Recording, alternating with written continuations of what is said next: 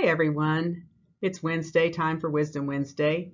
Thought I would spend some time today. I was going to try to do a series on the microbiome, but I listened to a YouTube last week that I found fascinating. I thought it would kind of fit in, but I wanted to go ahead and talk a little bit about this while it's kind of fresh on my mind. But it was an interview with Dr. Robert Lustig, who did a wonderful video years ago about the truth about sugar, and he is a researcher, and he has written a book that's actually 4 or 5 years old called Hacking the American Mind, and in it he discusses how our minds have been somewhat manipulated with industry to sort of seek pleasure, and he talks then about the differences between pleasure and happiness. And I thought I would do a little bit of a review of that because I just thought it was very interesting.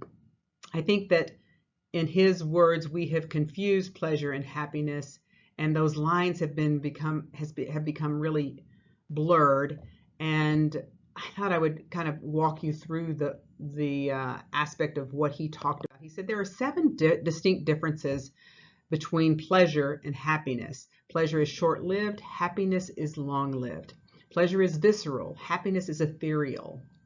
Pleasure is taking, and happiness is giving. And pleasure can be achieved with substances, but happiness cannot be achieved with substances. Pleasure is generally experienced alone. Happiness is experienced in social groups. The extreme of pleasure can all lead to addiction, whether they be substances or behaviors, and yet there's really no such thing as being addicted to too much happiness.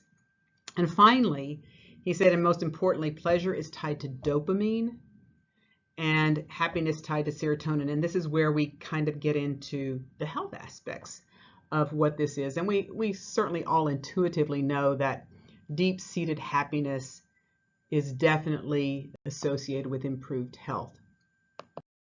So let's unpack that a little bit and walk through that in terms of how this really can affect us and how we can work toward achieving happiness and not just be pleasure seeking. So from a time standpoint, we understand that pleasures can be very short-lived in terms of how we eat and what we choose to eat when and we see this particularly when we're really stressed. We tend to be much more pleasure seeking and comfort seeking in terms of choosing our diets. And stress generally is related to external forces or factors that are out there.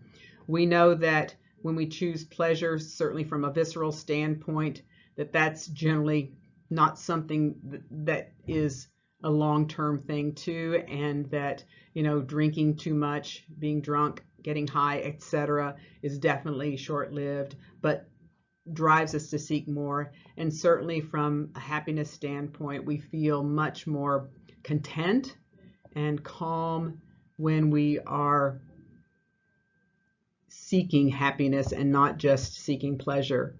We know that by taking things, it's usually by either substances or different types of activities that increase dopamine, certainly are going to be much more of a pleasure-seeking type of experience rather than a giving experience.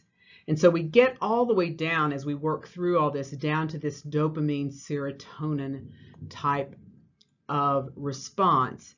And we know that in the food industry understands this very well. They know that we are seeking dopamine and we are seeking pleasure, and that the processed food industry and the message that we get, whether it's through Facebook or through TikTok or Instagram, all of these have to do with dopamine type response. And as such, you can never have too much. You just continue to seek it and seek it and seek it and have more of a dopamine response, whereas true happiness tends to be a serotonin response. And food generally, when you look at processed foods or any of the industrialized types foods that, particularly when, back in the 50s, when they began to try to study what it was that was causing heart disease. And one person at that point in time had done some studies and decided it was going to be saturated fat, and the entire world basically decided it must be saturated fat. And so we took that out of the diet, and the food industry then just jumped up with more sugar and more carbohydrates. And even there is correspondence that has been uncovered that the industry itself was basically paying off researchers to say that sugar was not bad.